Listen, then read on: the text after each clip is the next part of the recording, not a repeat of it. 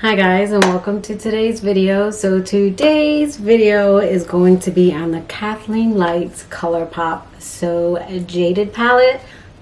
So I know this palette's been out for a month, but I wanted to really test it out. And I did take out the glitter shades and popped in 2 of the Kathleen Lights Dream Street shades that I enjoy, because I do not use pressed glitters. So my palette does look a little different, and I'll try to insert a picture right here. I wasn't going to use them anyway, so I did pop those out. And I'm just gonna go through some looks with you and let you know what my thoughts are. Okay, sorry, I had to adjust it. So this is going to be a super quick video. So for my first look that I did, and let me scoot over because I do want to go through those. This was like an anniversary look, and I will say that this palette is great where you can just create quick looks without using like 7 shades. So most of these looks took only 3 to 4 shades, and this one I used amethyst and then alexandrite like in the outer and inner corners, and then in the center I popped on fluorite, and it was just a quick purple eye look. And then for my second look I just used garnet and buffed that all into my crease, and then I used ruby in the center.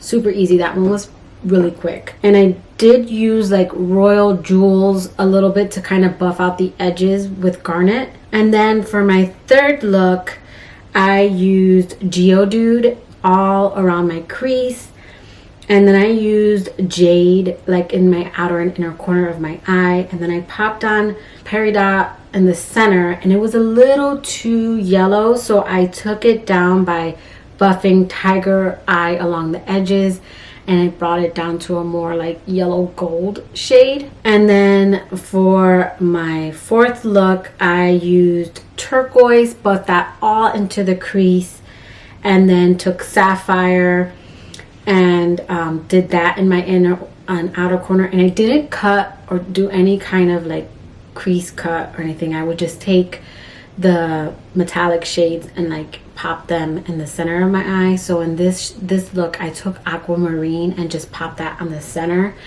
and created this really blue smoky eye look. And then for just an easy everyday look I took rose quartz and buffed that onto like the, you know, my crease. And then I took diamond and popped that on my lid, but it was just a little too sheer for me, so I took moonstone and popped that on top to kind of give it more of a metallic finish. So this was just kind of an everyday work look. And then for today's look I took pearl and I put that on my lid, and then I took royal jewels and buffed that into like the crease.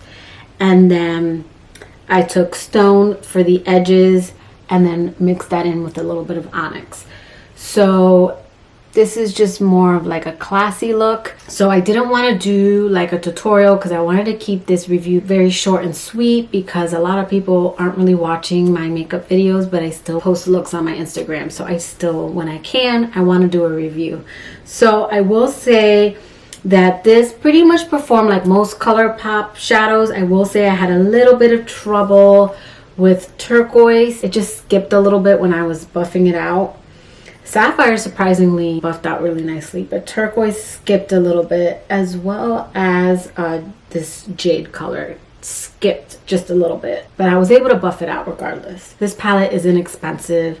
It retails for $39 and you get 30 shades.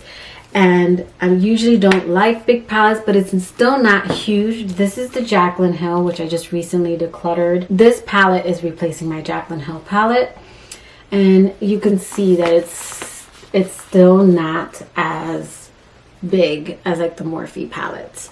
So I did want to compare these a little bit just so you can see them side by side. The Jaclyn Hill palette, which was one of my favorites, pretty much this row is like where the magic happens. I mean, you do get like beautiful colors here, but most of the palette is just warmer shades. And if you like that, then, you know, you might like this. This one, I mean, this is a really, really beautiful palette. You have a lot of jewel tones. You have a lot of options in this one. I do prefer this one over the Jaclyn Hill palette. This is a beautiful fall palette, and it's a very easy palette. I think she did a really good job with this palette.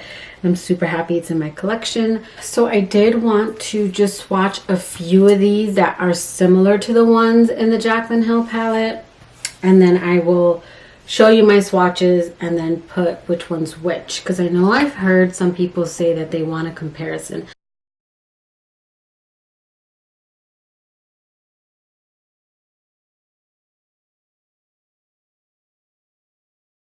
And again, they're not like identical, but I know some people like mention that they wish people would compare the two, and I don't think that there's a comparison. If you like more color, I think you're gonna like this one just a little bit more, because again, I just feel like the Jaclyn Hill has really nice pops of color, but it's pretty much down here, and then all the rest are your neutrals, which isn't bad if you like a neutrals palette. So if you like a neutrals palette with a little bit of pop of color, then the Jaclyn Hill palette is for you. But I did want to do that comparison because I heard people mention it. I kind of wanted to compare these two.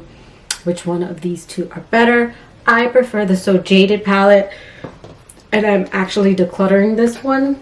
So yeah, that will do it for today's video. I know it was super quick, but again, my channel's going in a slightly different direction, and again, I'm still going to be doing a lot of makeup looks, but that's going to be focused more on my Instagram, and then I will hop on here and do quick reviews. Yeah, that will do it for today's video. I hope you liked it. If you did, please give it a thumbs up, and if you like me and haven't already subscribed to my channel, I would really appreciate it if you subscribe. Click that notification bell so you know when I upload, and until next time, guys. Bye.